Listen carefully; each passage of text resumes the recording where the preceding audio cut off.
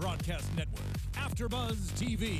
Over 20 million weekly downloads in over 150 countries, and your number one source for after-show entertainment.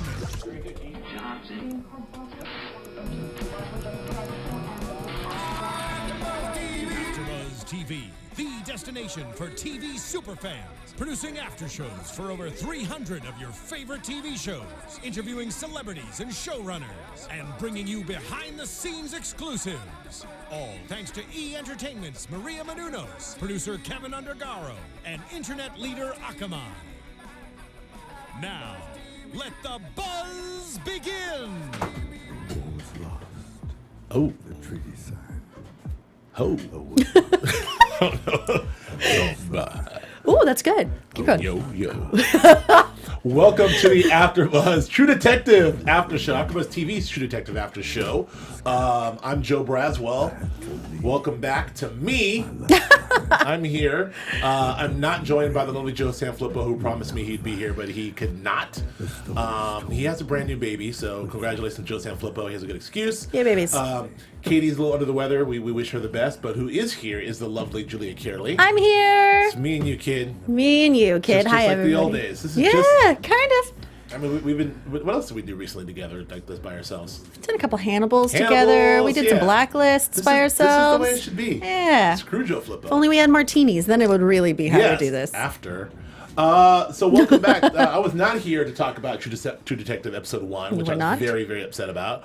But I am here to talk about Episode 2, Night Finds You, which was phenomenal. I mean, we got a very, very wonderful, not wonderful, we had a shocker at the end. Duh. Like an audible gasp shocker. Gah.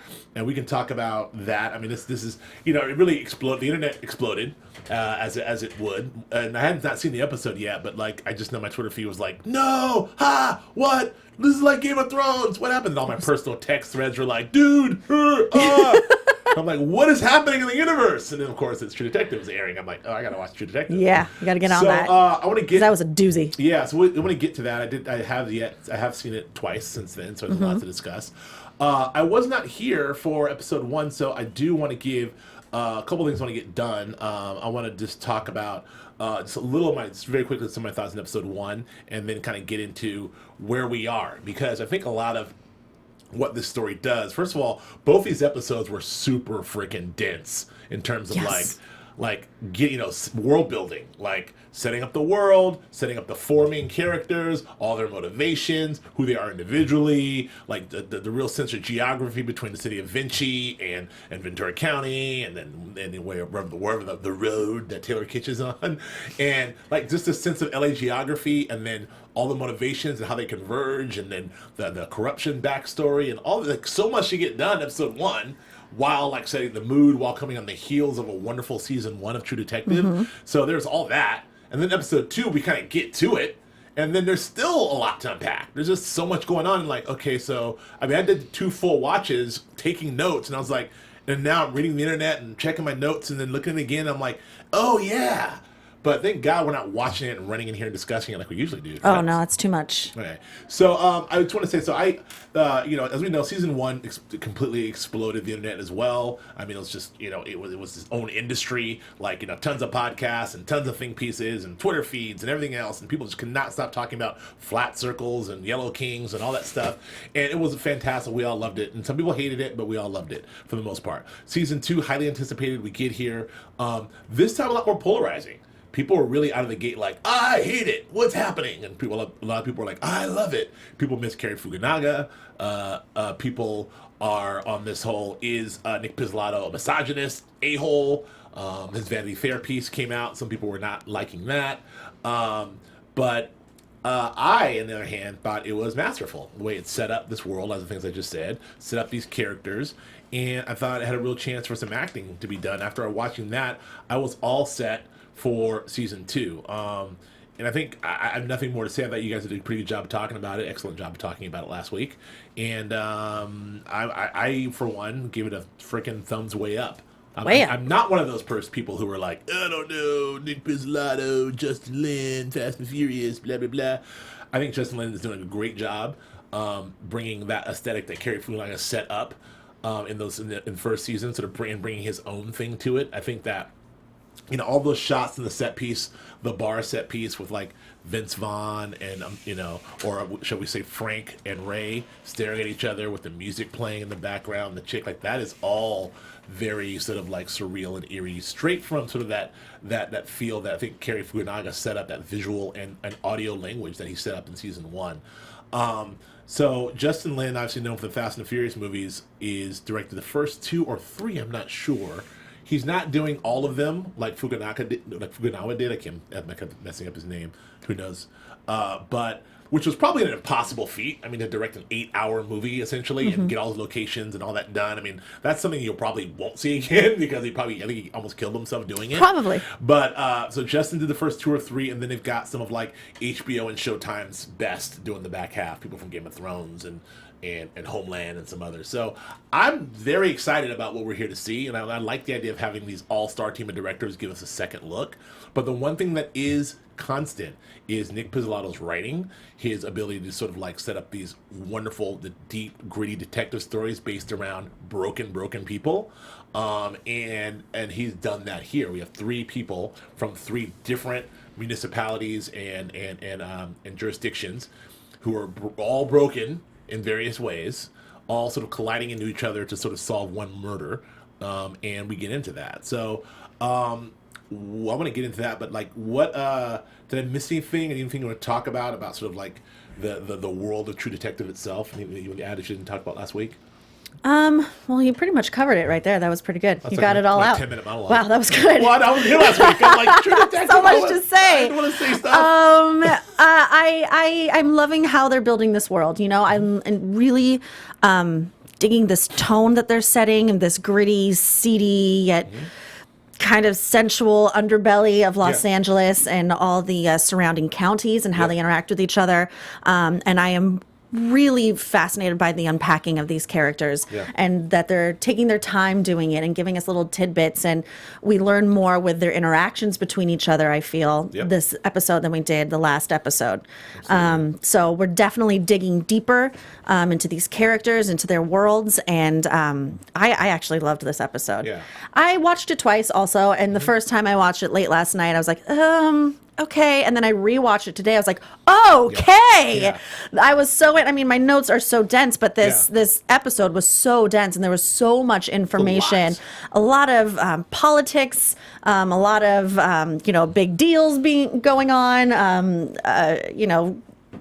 it was really quite a fascinating episode. So I actually had to do it with the captions on for the second viewing. I had the same interaction or same reaction to the first episode. I watched it and was just kind of in awe of like what I was seeing visually and the mood it was set. And I thought I got it. I'm like, I get it. Wow, this is great. And I watched it again. I'm like, oh, I missed all of this. I missed so much subtext and actual like what's happening. I'm like, oh, so all these are at least two watches because they're so dense.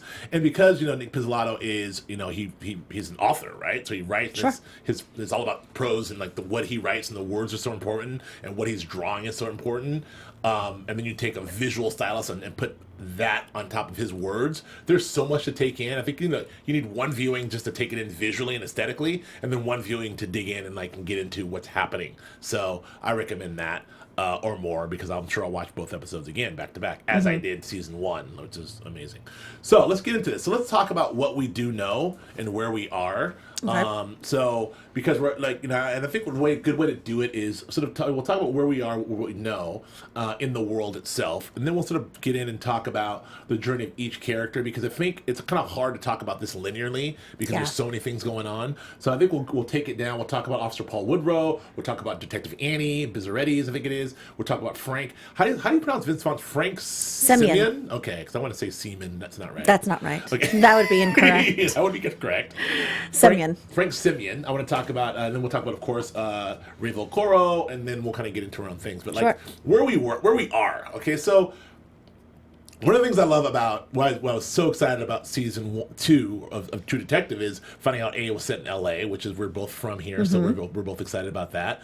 Also being a fan, I'm a personal fan of L.A. crime novels and L.A. crime stories. I mean, all this, and they're usually sort of based in whether it's films or writing, whether you go to like things like the Nick Pelicano's work or my guy Elmore Leonard, who mostly does Miami stuff, to all these films like Chinatown and other films that really deal with LA in the 30s and 40s and 60s and now.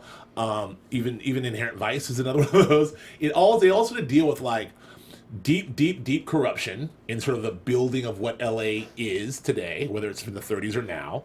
They deal with like detectives working within a department that's usually kind of corrupt or has some different interests, and all among this tapestry of the diverse doing it in Los Angeles in a sort of very specific way. And a good LA crime story is like my favorite thing, so I'm very happy. I'm also happy with the geography, with what he's doing there, because he's doing this story without even doing, like, you know, when we heard LA, we all thought, okay, LAPD. There's been 1,000 LAPD stories, but he's not even touching LAPD.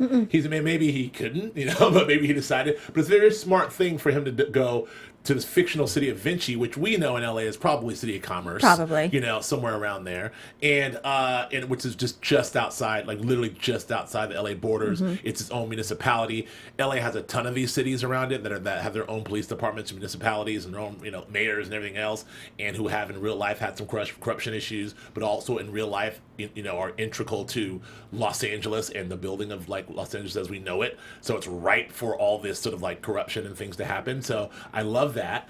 And then taking it way out to where you grew up. Yep, the Ventura County. Ventura County, you know, way out there where Annie Bizzaretti is from and her gang. It's really not that far away. It's far. Oh, for me it is. I mean, it might as well be China. Oh, for crying out loud.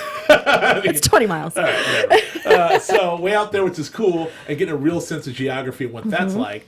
And then, so you have those two, so you have a city person, and then you have a county, you know, sheriffs, and then you have a state. You have the Highway Patrol, which is a state. So you have state jurisdiction, you have county jurisdiction, and you have a city jurisdiction. That's really interesting to start. So what we have is, all this up against the background, and we meet Paul, Frank, who is a sort of a gangster, looking like he's trying to go straight. Sure. He has this giant transportation rail thing going through. It seems to hinge on this guy. What's my man's name? On Ben Casper. Casper. Hinge on him and his money and some money that he paid to Casper to do this. Casper then disappears, of course, mysteriously, leaving Vince Vaughn leveraged. Never making the deal for him. Never making the deal for him. So he has his $5 million in his pocket, Right. and he's dead. And we find this out in this episode that like how leveraged he is and how big of the deal this was. Absolutely. For him. It was everything. So in the meantime, we have in Frank's pocket is the broken Ray Velcoro, who obviously is in his pocket as a broken man. We see him do a lot of bad things and abuse himself and other people's fathers in a lot of ways last week. And his own child. And a lot of cocaine and Johnny Walker Blue and weed, you know, that's for breakfast. What a way to go. And then, but like, so he is charged with sort of by the police department working this missing persons case to find Casper, and then which turns into a murder investigation that he's on, right? So there's that. The Casper is found by Officer Paul Woodrow, who's Highway Patrol, who, because it was found in their highways, they have jurisdiction, it's state thing, so they put him on this as well, and we'll talk about why in a second. And obviously it's Ventura County, which was found on, which is Rachel McAdams' Annie's turf, so they put her on this as well. So the three of them are sort of forced to work this one case together, and all with different agendas. Yes. I think that as a setup is fascinating. I agree. And then what we find out along the way about Frank's character in past and what he's doing, about Paul, about Annie, about all these people is great. So I don't know. I mean, that's kind of anything else. Oh, and then we have this one thing I do want to mention. We have this mayor Chesney. What's his name? Chesani, played by. First of all, this guy is so drunk. All the time. He is wasted. Yes, he is. And props, shot to my guy Richie Costner, TV's Ansel Garrick from the Blacklist. Yes, That's him? That's so him. Really? That's Ansel Garrick. That's me not Scarface, making connections. Well, because really? he's acting his ass He off. really is. And he's British, and he's he's in real life, and he's Ansel Garrick. To see him, this guy. Oh. I mean, I never would have put that there's so together. many I great just didn't even so think many great about performances that. in here, including He's created such a dense, slimy, gross, and kind of off-putting character. Even those every interaction he has with Vince Vaughn, even the handshake, you just want to like Ugh. at the beginning, and he's like, even the first time you see him. I was just gonna say the first time you see him with the champagne that he doesn't give to his wife, and well, first of all, he's got his hand on his wife or girlfriend's ass, like gripping it, champagne in one hand, and he's got 2 glasses in another hand, like he's like doing it, like in the first like 30 seconds. Yeah, and he's like, I'm the mayor. It's like, well, who is this guy? So yeah, he's interesting. But one thing I don't understand exactly is he's also the state's attorney, and this is where my whole like ignorance in, like state and local government like go out the window. And anyone on YouTube can tell me I'm an idiot and help me out and explain this to me. Oh, I yeah, know you're gonna have to help me out. That I don't he's think I even knew the that mayor of Vinci, but he's also Yes. the state's attorney, or he's a former state's attorney, or he holds both. And I don't know how that works, but I don't know either. That's an interesting sort of thing, and this is why he's but he's talking about a broken man. This guy is wasted. So anyway, shout out to him. But the interactions between him and Vince Vaughn have been wonderful. So let's start with let's just go through these characters and sort of start where they are. Let me get the first review on Taylor Kitsch playing Paul Woodrow. He was probably my least favorite in episode 1. Probably the least clear drawn. He just had we knew he's some sort of adrenaline junkie. We know that he has done military contract from what's it called? Not Blackwater, but it's Black Mountain, which is like a sort of Blackwater sort of security force, private security. So we assume that we learned today that they did bad things. Well, the private security. Anytime you hear private security forces and black blank, there's precedent in history to sort of talk about those guys who go in and support the military, but also are for hire. So we can assume that he's done some very, very bad things, and he's military trained, and he's. But he does say he did it all for America. Oh, I'm sure. I mean, that's a question. Like, because the Blackwater and all those guys are like, so people question them all the time. Like, oh, Blackwater, you're a mercenary. What'd you do? And he's like, hey, man, like I'm for the USA. Yeah. So he's one of those guys, which sort of gives him. We know he's done some terrible things. We also know that he's highly trained military. We also know that he's also covered in scars that he says happened before he went to the desert. Right. He also has to take some Viagra to have sex with his very sexy girlfriend. She's really hot. Which I didn't know what that. I just assumed that was because he is so effed up in the head and is not really into it. But now in this episode, there's some serious hint that there may be a sexuality issue, right? Because his homophobic attitude and him peeking out the window. Yep. And, like what? So from episode 1 to episode 2, we've learned a lot about Detective Paul. But what do you think? We also met his mother. We also met his mother. Yes, she is a little off-putting and clingy and touchy. Yeah, and a little jealous of other women in his life and. Now we know. Look, we come off HBO where there's like incest like crazy. Everyone's like having sex with everyone's mother all the time. Like, so boom, no problem. That's what we do, Lannisters. Incest. Who cares? Hey. Like, let's see it all the time. And then when it switches over to sort of a non-fantasy world, and the hint of it, just the hint of it. Oh, we do Bates Motel. We do Bates Motel as well, which is like full of there's some incest in that storyline. There's also the threat of incest at any given moment. I'm like, okay, somehow here, it was like, ew.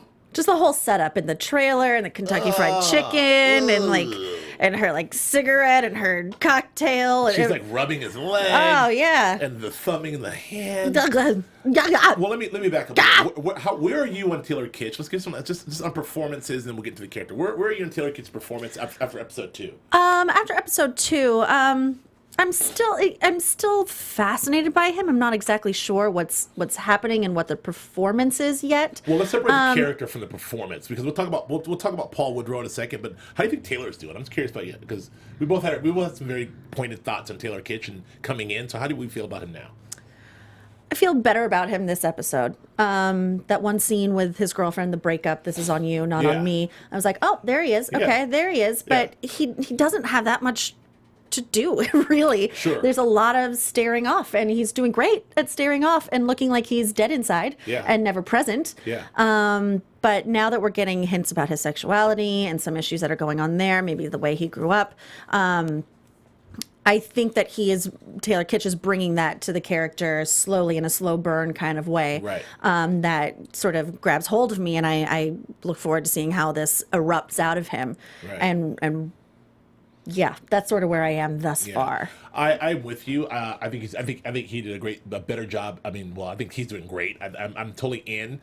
I don't say I did a 180 because I was never out on him, but I thought that I'm really interested in what's going on with him. I think you're right. We haven't seen a lot of him, but the little bits that we're getting. The most interesting thing about this character for me is that, like when you think about Detective Bizzaretti's and Detective Vaccaro, these are all two broken people, completely broken, but seem to be sort of self-aware of their brokenness.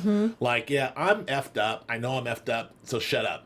Quit bugging me about it. Yeah. You know. Whereas Officer Woodrow seems to be a bit in denial about most of his. He's in denial and suppressed.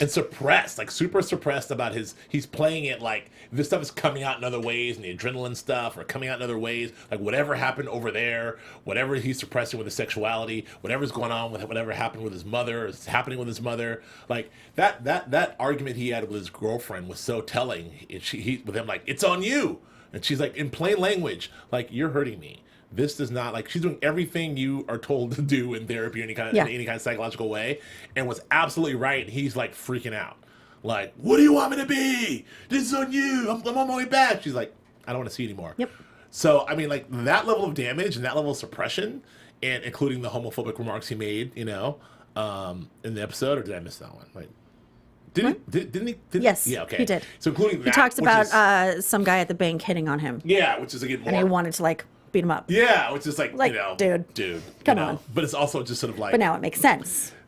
But he doesn't. He genuinely seems as someone who is not aware, like who does not have the mirror in front of him yet and knows something's wrong with him or feels something's bad. But he's really damaged, and that's an interesting character to play. It could be a caricature in some ways. It's on the line of caricature, like this guy who's full of rage, and we're all as an audience for obvious reasons, like duh, you're gay, duh, you have PTSD, duh, your mom, you sex your mom, whatever. But like it's good to see him play that, right? I think it's bubbling to the surface, and I think that moment of realization, or if he's called out on it, I think that something will erupt, and I am confident that he will give us a stellar performance. Yeah, I like where it's going. So in terms of like what he's doing as a ooh, that was perfect. That felt nice. Yeah.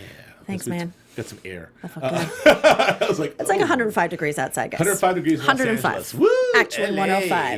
105. What we found out about his character, so we find out that he's assigned to this case as more of a special.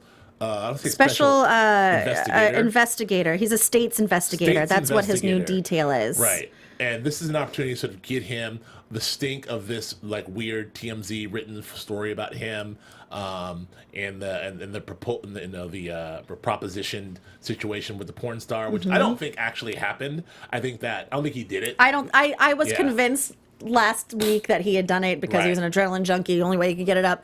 After we've learned a little bit more, I'm pretty convinced that he did not. Yeah, so he didn't do it. I think the story just got out, and they were just saying, we don't want to put you on leave, but we gotta. It's normal. We gotta put you on leave. Yeah. So what they're saying here is you're the best man for the job. Based on your sort of Blackwater or Black Mountain experience, and based on who you are, if you do this right for us, we can get you full investigator status. You'll be awesome. Everything will be great, and make you go away. Plus, he likes the bike. Right, but us as the state wants to figure out what the hell is going on in Vinci. Yep. What the hell is going on with the state's attorney guy, and we need you on that. That's your unofficial mandate. So you need to work two jobs for us. Absolutely. And he's doing that. And he's like, just get me back on the bike. I like the bike. Like he just wants to turn those lights out and whip that bike down to Mulholland. He's no good on the sidelines. Yeah. So that's him. So we see a bit of him in action, and I think that he feels like, and this is one of the things that Nick Pizzolatto does really well, like the hallmarks of great detective stories when he does well, like highly broken people, but are supremely and highly competent at their jobs. Like I love the idea of these people who are like super insanely great at their jobs, but super broken, and then having that like smash on top of each other, because it's like your head's like, well, you're such a mess. But you're such a good detective. but you're so bad at life. But he's not a detective. This is his first time. No, but I'm saying, but he's good. I feel like so far, he seems very competent. Like, we've only seen him as having a body and talk to people, but like, I get the feeling that he's very competent, especially back from what he had to go through back when. I mean, this is I don't know. What did you think? I think he was a victim of circumstance. Sure. I think he stumbled upon this body, and now the state is using that to look into Da Vinci. They're putting him on this public investigation that he's, going after the killer, for trying to figure that out, investigating all of that, doing detective work. But really, they're using him as a pawn to get more intel on what's happening in Vinci. Right.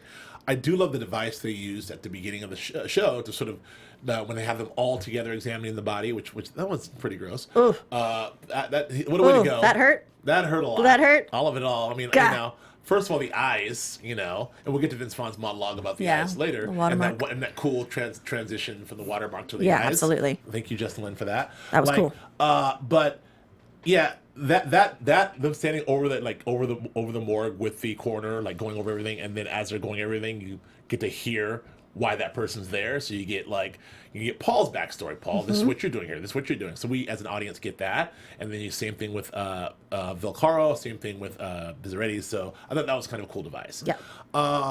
So, I mean, he's on the case. I mean, I don't know. Like, we'll see how he handles this. Before we leave, the hint of the sexuality and the hint of all this other stuff, like, what did you make specifically? We touched on it. I don't want to linger too far on it. What did you make of the whole scene with his mother?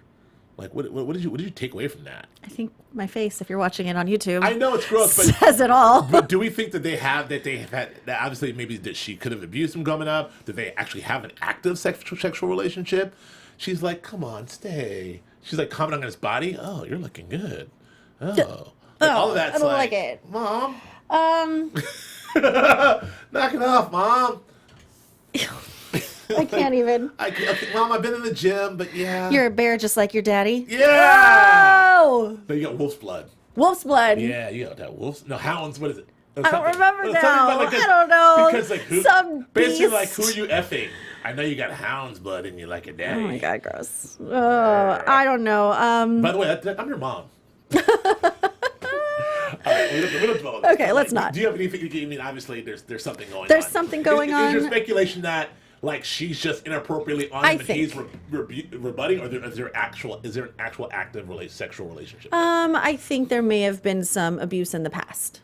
I get the hint that, like, a couple of glasses of more glasses of wine, and they hung out to watch that movie. There might have been some DSing going on or something. Please no. I know. Just no, let's move on. All right, let's move on. I don't know.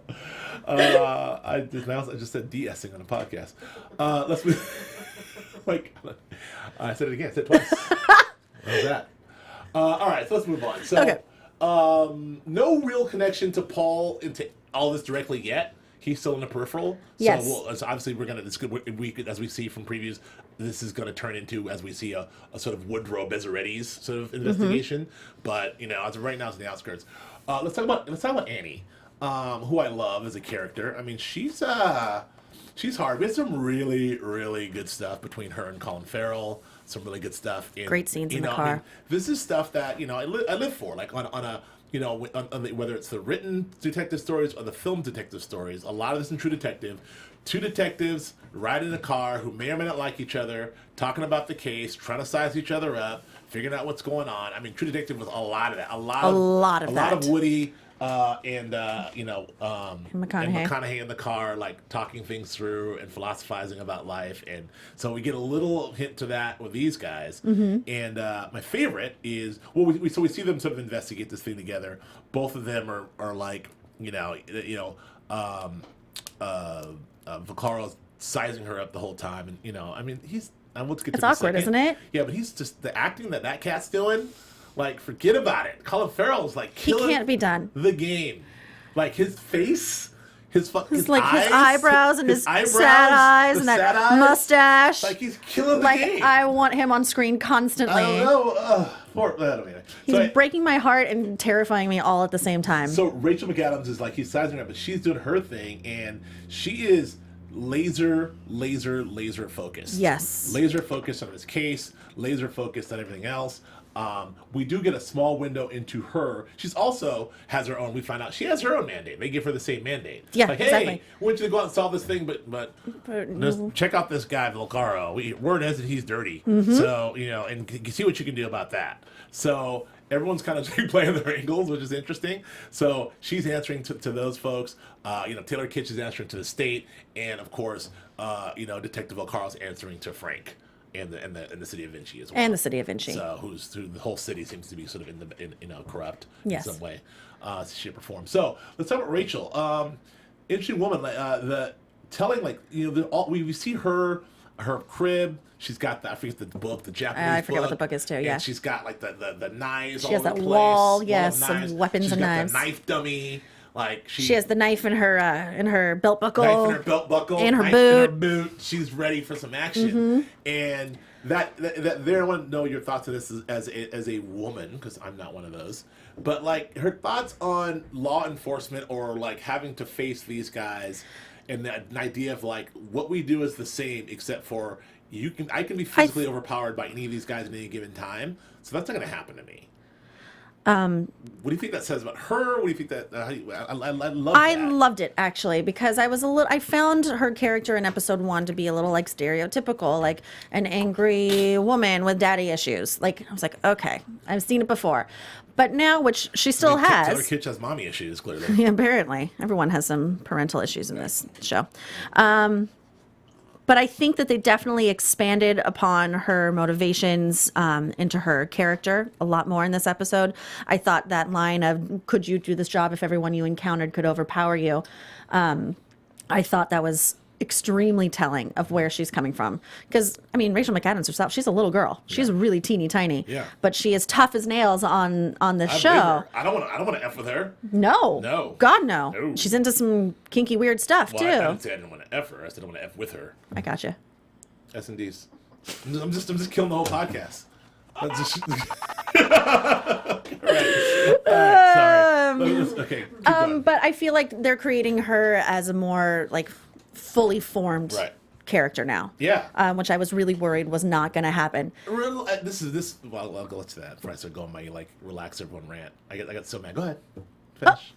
What? No, I was on this whole like, this is one episode of an 8-hour movie. I know. Like episode 1 where he's just setting the table. People were so like, the internet was so like, yeah, character, I don't know where this is going. This is dumb. This is stupid. Leave it. I'm like, everyone relax. No, I Like, agree. Not necessarily you, but you too. But- give the man some time. Give him another episode to flesh these characters out. I completely agree with you. It was just from your first impression. You know, you have Fair first enough. impressions. You're allowed to have first impressions. Thank you I very know. much. Not in my house. No first impressions. The first impression was pretty stereotypical. Right. But now we're digging a little deeper, and she too is acting the hell out of it. I love her. Yeah, I love her hair. She looks good. I mean, whatever's happening is good. And she's definitely extremely layered. Sure. And let me ask you. So, what as we're digging deeper about the dad, I mean, he said something about 5 kids, 2 of them suicide. So 2 ran 5 kids. away. Okay, so first of all, I had born. questions about that. So the doctor said that he had a daughter. Dr. Rick Springfield, by the way. Yes, Dr. Rick Springfield. ABC's rock doc from General Hospital. I wish I had Pop Jesse's girl. sensation. Pop Jesse's girl sensation. made the recent comeback on the Foo Fighters. I love Rick Springfield. I do too. All right, go ahead. Unrecognizable. Anyways, he refers to he's talking about Elliot and the good people, right? Is that what it was? Yes. The good people. He says that Elliot had a daughter, not 2 daughters. Where's Athena in all this? Yeah. She also says that there were 5 kids there when I was growing up. 2 in jail, 2 committed suicide, Yeah. and I'm the last one who became a detective. Again, where's Athena in all Athena of was this? probably in jail. One of those in jail. I think she was probably one of the ones in jail. Like 2 in jail now, or 2 have been in jail. I'm assuming Athena is one of the ones who was in trouble. You think? Like 2 troubled daughters, 2 suicide He only says there was ones. 1 daughter. I don't know. I just Okay. picked up. I felt that was very specific. Wow. Well, the question is because Okay, fair enough. In some of my Fair enough. conversations, no, I don't know, but in some of my conversations with others, Lola and some other folks, like we were like, was she abused? out of this? That's what I'm thinking. I'm thinking that it was like some cult-like activity, some, as she calls it, hippie shit, free love. Don't care how old you are. Hey. Probably didn't wear clothes on the commune. Really, you have a lot of theories about this commune. I don't know what happens in these communes, but you seem to have some theories. Let me tell you all about it. So there's no clothes. What else happens there? No clothes. Like they walk around. Free love, man. Free love. Free love, baby. Yeah, who knows what happens at these hippie communes? I don't know, but I agree. But so yes, I do believe that there was some abuse, probably sexually. Yeah, okay, maybe, but not by the dad. But who knows? Not necessarily. Okay. Maybe. The other really interesting thing that we saw is her, you know, and you know, we've all may or may not have done this, but her sort of, it's starting out, her like, we've all done this version of the internet rabbit hole. No, just slow down. Let me tell you where I'm going. Okay. We've all done the version of the internet where you're working, and then you click on something else, you click on the next thing you know, you're in a deep dive on something else, and you're like, you know, watching episodes of Gilligan's Island, right? Gilligan's Island. She does the deep dive of like starting to investigate, which leads her on some other thing, Next thing she's watching some hardcore DP porn, like with dead eyes. Like, there it is. I'm gonna watch. Like that says a lot about that character. Like, we know that she's obviously from episode 1 into some undescribed, you know, something sexual that, you know, was so uncomfortable to the guy that he was like, ugh, I just didn't expect that. And she's like, get out. Yeah. And then, like, you like that? Sometimes, but beat it. Sometimes. And now here, she's very much like, you know, walking through Casper's sex den with dildos and all kind of junk bumping around like, yeah, this guy. He thinks about effing a lot. About effing a lot, whatever. But then goes down her, you know, her internet rabbit hole, which ends her on some hardcore porn, and the look is just like, porn. Like, what does that say? Do you think it was a boring stare? Huh? You think it was a boring stare? It was a dead stare. It wasn't like, there was no, I mean, this is really breaking down her stare, but I didn't see, it wasn't played for titillation. It wasn't played for like, I'm turned on. It wasn't played. It was just like, I found myself here. I have to go here. I'm watching porn. Here it is. And then it just felt like no reaction. Like, she clearly wanted to watch it and is watching it for pleasure, but it's gaining no pleasure from watching okay. that. That's how I I see. got from Yes, that, okay. I'm with you. Just like me. She was watching some hardcore stuff there. I mean, there's no pleasure in that. No, God, no. I mean, porn? Gross. Ugh. Anyway. Yeah, so, I mean, what does that say to you about her character? That she's seen a lot. She's like, little, Free DP love. action, free love. Free love on the She's like, commune. on the commune. All right. Ain't nothing she hasn't seen before. So, well, she does get to it. You know, I do want to get to these conversations she has with Colin Farrell, and they do. And Colin sort of really, well, we'll talk about him. He really kind of, you know, sort of admits to some stuff, but not really. Not really. You know, he kind of says, "Look, you've heard this about me, you've heard that about me," like, you know. And she's like, "All right, I accept it all." And then she asks him, "How compromised are you?" And he's like, Bye-bye. See you later. One question too many. Bye. But you started to see some mutual respect there. Like, really, Detective Vaccaro really felt like this chick knows what she's doing. She's treating him like, I'm trying to solve this case. You're in my way. Here, go work these leads, call these numbers, find that stuff out. I'm going to be overworking the case. This is, you know, you're in my way. And then there was some sort of cracking. And they did have a cool conversation about, you know, the backdrop of what, you know, the city of Vinci is, which is sort of like, Colin Farrell goes that like mini history lesson, like, oh, well, it used to be, you know, the suburban flight. It was a wonderful city in the 30s, 40s. People move out suburbs. Industry stays there. People come in from outside areas. No, they moved work. manufacturing overseas or inland. Right. So then the capitalists came in for cheap rent and, you know, all but slave labor. Right, so you got cheap sweatshop rent. labor, exactly. economics. You have all these people who can want to live in the city of Vinci, who can't afford to live anywhere else, want to work in the city of Vinci because they can't afford to work anywhere else, or people who are coming from outside the city, working in the city in these horrible factory jobs, making jack dick, and for the capitalist system, and it's happening right here outside of LA. No one cares. What happened, jack dick? Jack dick. Sorry. that's no money. That's no money. Yes. Sorry. So there's all that. So yeah. Jurisdiction of 95 people. That's who lives there. Yeah. That's how many residents are there. Yeah. 95. But yeah, it's a But thriving 700, what did she say? 700,000 people come into work every day? Where the heck do they live? Its own mayor, its own detective force, police force, city councilor, city manager, 75 people. Mm-hmm. Yeah, it's really interesting. So so we get that. So we get a lot. I think we get a lot into her, and she's getting Phil to be closer to what's happening and seems to want to know about some stuff. So let's switch over to and hers in acting, we give her an A+, right? A+. Yeah, no real discussion there. She's just doing it. She's doing it. We love her. Believe her. Those knives are coming out, by the way. I can't wait. Don't you think till those knives are coming out and someone's gonna bleed out in like 10 seconds. I can't wait. I don't know who it's gonna be, but someone's gonna bleed out. Someone's gonna bleed out. And I know who it might be. Can't wait to see it. So let's go to Frank, Vince Vaughn. Man. He's having a rough go, isn't he? He's having a rough go of it. Like, yeah. He was on top of the world. He's like, a gangster who came up through the card houses and the casinos and the strip joints and all that other stuff and the bars. Mm-hmm. He kind of worked his way up to like a very respectable businessman and in the city. This is his big shot to get, to make that big money, the kind of money like where you own land and you can give your grandkids land and they don't know where it comes from. Like that we call it Pasadena money out here. Like the South Pasadena money. But like, yeah, and then so that is what he's looking for, and he's on his way there. So much so that all the work he's worked up, he's gone completely liquid. Yep. $7 million, $5 million or $5 million. $5 million liquidated and given it to Ben Casper to make this deal go through, where the money just floods in from state and federal and everyone else to build this high-speed rail, and everyone's And you have rich. 12 parcels of land in Monterey. Yes, everyone's rich and happy, and for his portion of that to go through, he has to get those portions of land, and Casper's going to take care of the whole thing, except for Casper's dead, and money's missing. No eyes and dickless. And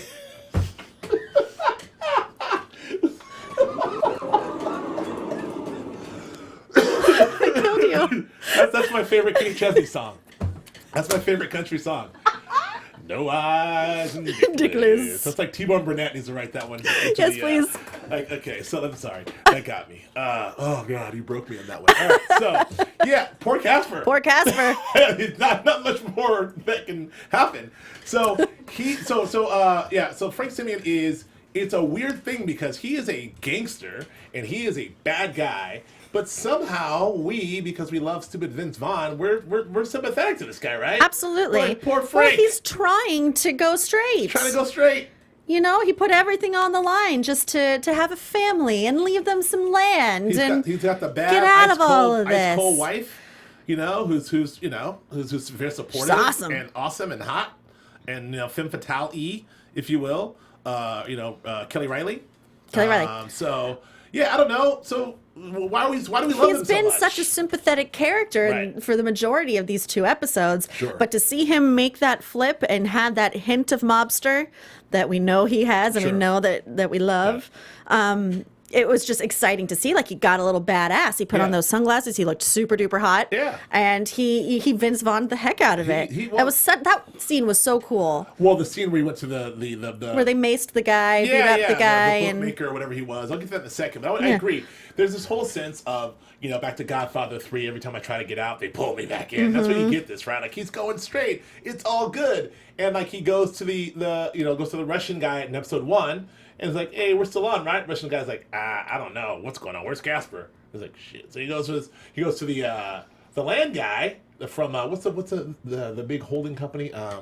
Catalyst. Catalyst, and they're like, we can't help you. Can't help you, and it doesn't look like unless you got some more cash. And from the look in your face, you don't have any more cash. So I don't know. He goes to the city manager, mayor. Mayor's like wasted, saying like, "Look, homie, I'm trying to do what I can for you, but if you don't come with that money, I gotta keep it moving. Business, glug glug glug. I'm wasted. Business, yeah." So Vince Vaughn is like, he's F this. F'd. Yeah. It's like, I gotta put the glasses on and go back into gangster mode. Not only because this is my livelihood and everything else, I'm pissed, but like, someone's really trying to F with me, and whoever that is gonna pay. And frankly, there's something about that side of it is. Like, I'm like, yeah, like, who did this to him? And why are they doing this to my boy Vince Vaughn? And go find him, Vince Vaughn.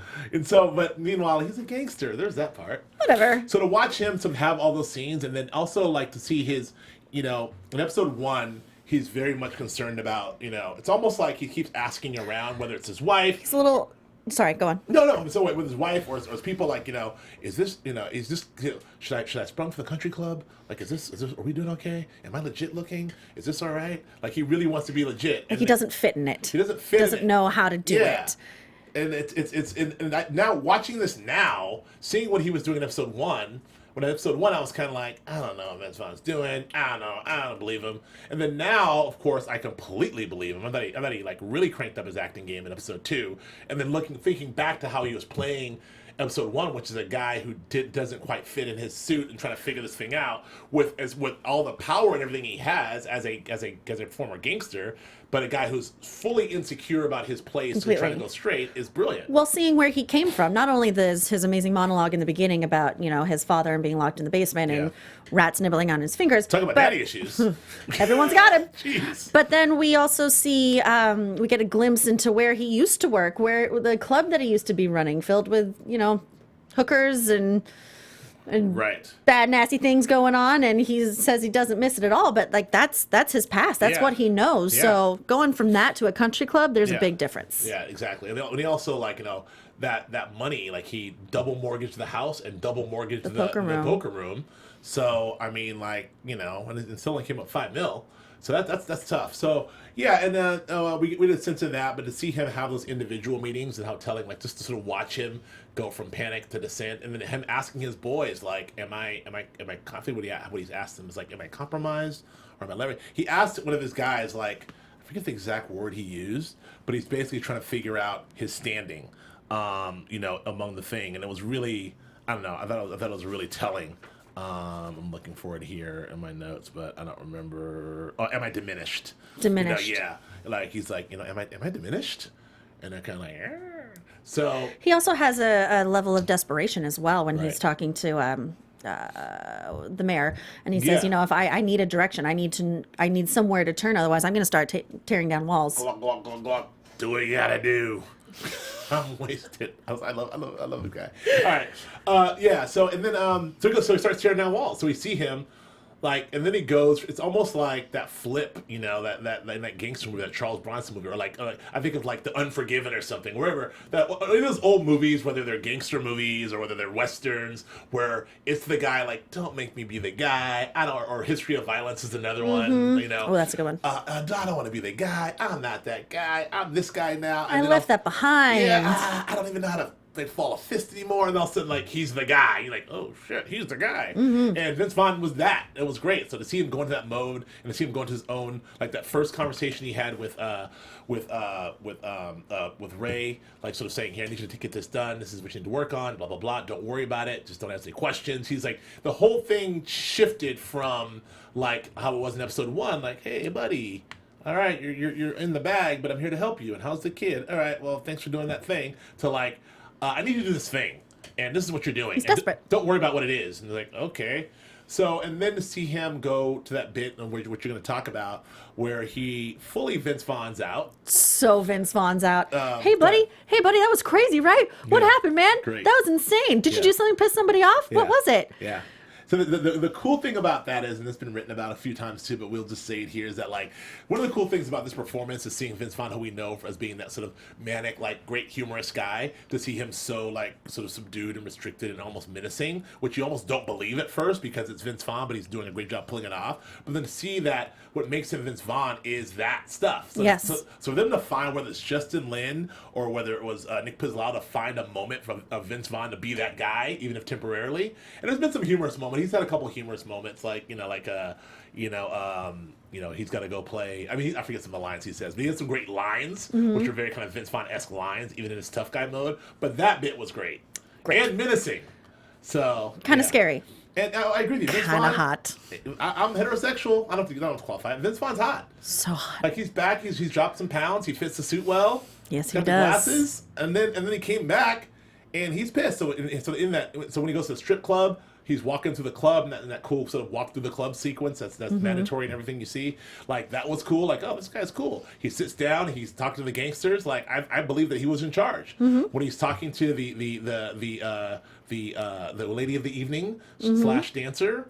I believe that she was afraid of him, and everyone in there, he was the boss. He's the boss. And so all that was like, so that we should say that they got a tip as to where he being Casper had another stash pad in Hollywood where he brought some of these girls, and he got that information himself, which he then was able to share with his guy, Ray, Colin Farrell, in a scene which really showed us exactly what was going on with Vince Vaughn. Again, I don't know that we'll see this set piece again because of what happened to Colin Farrell, but the set piece of the bar, like with the chick with playing the same old song, whatever the song is, and she's doing her thing, like almost like Twin Peaks-esque, and that's very feel, Twin Peaks, right? yeah. And then like they're sitting there, and then the shot with them sitting next to each other, and they zoom in. Like I could do 5 episodes in that bar. Yeah. Like I could do like a whole web series in the bar, just like them talking. So a lot going on. Very Tarantino-esque, very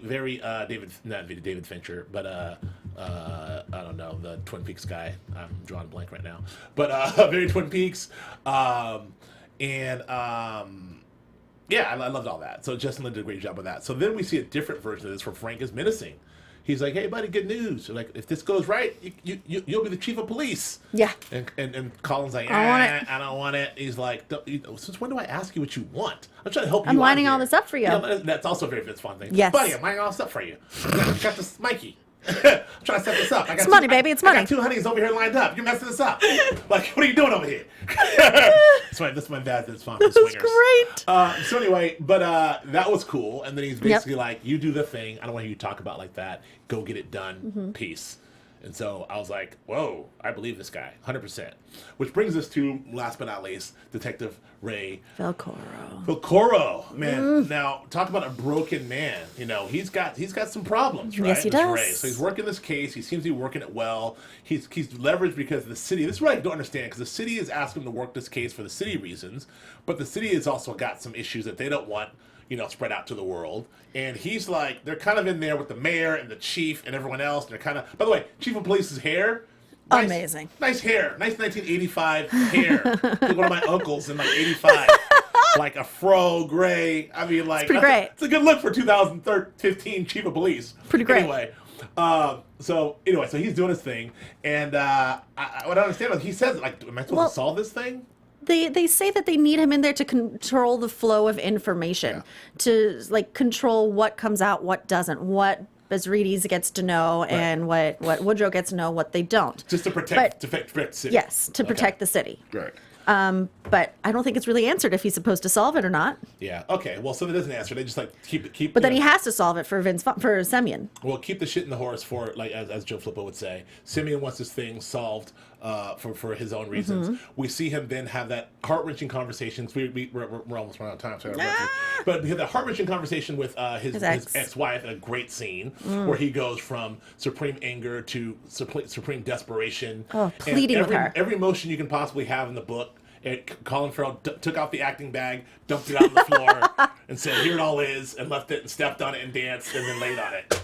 And I'm like, I'm just throwing Emmys at the screen. Like, that was great. He's killing the game with that scene, he really was. I'm going to have to go through it, but like some really good acting. Yes. So devastated from that. Then when next see him, we talked about all the scenes with him and Rachel McAdams. We don't rehash those, but there's some really good scenes in getting into where he is and what he's doing. And then, that last conversation, you get the sense that he is, like, if he doesn't have his son and he doesn't want to be this guy anymore, and he's sort of like, really sort of wearing thin of this notion of being under the thumb of Vince Vaughn, he has this conversation with him, like, that thing that we did, how time ago, like, doesn't matter anymore because my wife's going to take my kid away and I don't even know if the kid's even mine and what am I fighting for, and this all sucks. Yeah. And I don't know. Oh, I want to reference one more thing. The wife, she was saying you used to be good. She got to describe who you used to be as a character, which really set me up for, like, this is what you wanted out of Colin Farrell's character. He's a broken man, but he's got one last case to solve, and he's going to pull whatever's good left in him. He's going to go out there and he's going to spend 8 episodes solving this case. Like, goodness, I'm like, they're setting this up perfectly. And so he has that conversation with Vince Vaughn, sort of saying, I'm not here to do this anymore. And he goes to do it anyway. That conversation with Rachel McAdams, which means, like, he's sort of like, you can see his detective juices flowing. Like, maybe I'm going to do something good here. And he goes to check out the place in Hollywood. And don't do it. A guy in a mask. In the crow mask In that the crow was mask. riding in the car next to Casper. Yes. So that's And the I same saw guy. I saw when he walked in and all those lines of masks and then one was missing. I was like, no, it's Right. the crow. Where's the crow? No. So I don't,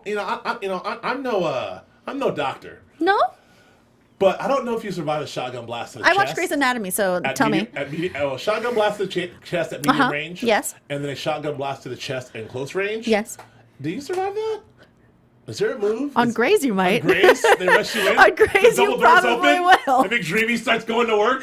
Probably. He's dead. Where's Big Dreamy? He's dead. Okay. Yeah, he's true. dead, right? So Big that Dreamy's was dead. a shocker. Spoiler. Shocker. Oh, no, McDreamy's McDreamy's dead. Oh, McDreamy's dead. He can't. Okay. Well, let's That get was to a shocker. Absolutely. Well, let's get to it. Is he dead or not on the show? I just out of pure desperation, I'm going to say no. Okay. Just because I really, really, really don't want him to be I don't want to dead. not see him. I just hope I just want 8 episodes of Colin Farrell. Or well, I'm sure we'll get flashbacks or something. But I don't know if he's dead. But I don't know how he lives. But that looked pretty definitive. And there was no one else in the room, so it can't be a move like, we had to stage it, here's some blanks, like you would get on an episode of, like, I don't know, The Blacklist or something. Like there were some blanks in the shotgun. We knew the cameras were watching. We wanted to make it convincing. I'm alive all along. I don't know. I don't see that happening. Maybe he was wearing a vest? So here's, maybe he was wearing a vest. Maybe he was wearing a vest? Maybe. I'm desperate here. But I would think that the guy would check that. Anyway, we don't have time for that. So here's what I will say. I will say that, people were freaking out, but look, man, Pizzolatto is writing the story. Although he did write these characters tailored for these actors, so he knew what he was doing. But he's writing the story.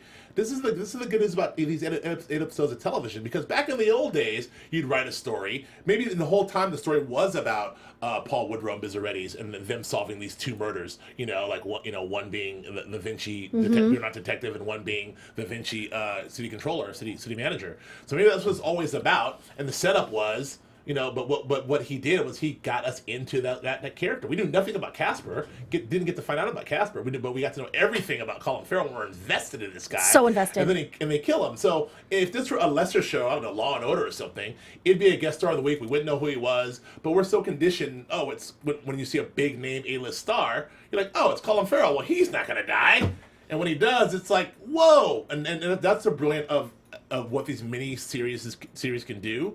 That's what great writing is. That's what great execution is. So although I'm sad that he's dead, I love what that does. That's a storytelling device. I love what that does for storytelling. Makes me sad. That's all you got? That's all I got. We'll take it. He's wearing a vest. Okay. So let's let's go to predictions, because there's a lot to go there, but there's a lot to cover. Oh, God, the show. Great stuff. Last unpack. TV Oof. predictions. Oh God. Julia? Who? What? Yeah, Me? You can go first today. Okay. Today you can go first. Okay. I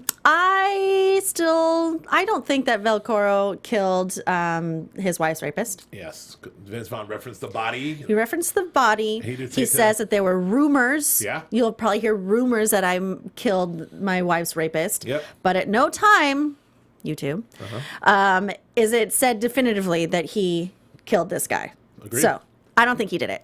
I'm going there. And if anyone killed him, I think it was Vince Vaughn, because he said in that flashback scene, I wanted to do this. I don't know. I feel in my heart it was not Ray. I feel like something, I don't know. I'm not even going to mention this one. Something with those recorders. They keep on referencing the recorder he has with his son.